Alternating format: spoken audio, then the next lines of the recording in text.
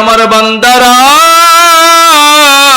একটা মাস আমি আল্লাহ তোমাদের থেকে নিলাম, এই একটা মাসে যদি তোমরা রোজা রাখতে পারো রে বান্দা, আমি আল্লাহ তোমাদের কেমন একটা কন্ডিশন দিয়ে দিলাম, সারা বছর তোমার শরীরের ভেতরে যত রোগ বালাই, খাওয়ার কারণে যত ফ্যাট জমে গেছে, যত তোমার অসুখ বিসুখ তোমার শরীরের ভেতরে বাসা বেঁধেছে, আমি আল্লাহ এক মাস তোমাদেরকে দিনের বেলা না খাওয়ায়া রাখে তোমাদের শরীরের সমস্ত অসুখ বিসুখ গুলোকে আমি আল্লাহ ভালো করে দিতে চাই, যাতে করে তোমাদের শরীরের গ্রোথ গুলো পরিবর্তন হয়। একটু জোরে বলেন সুবহানাল্লাহ।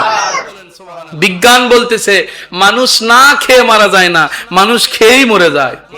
কথা বলে না, মানুষ না খেয়ে মরে না বাবারা, 3 দিন 5 দিন 7 দিন না খেয়ে মানুষ মরে না, কিন্তু আপনি লাগাতার খাইতেই আছেন, আপনার শরীর নিস্তেজ মেরে যাবে।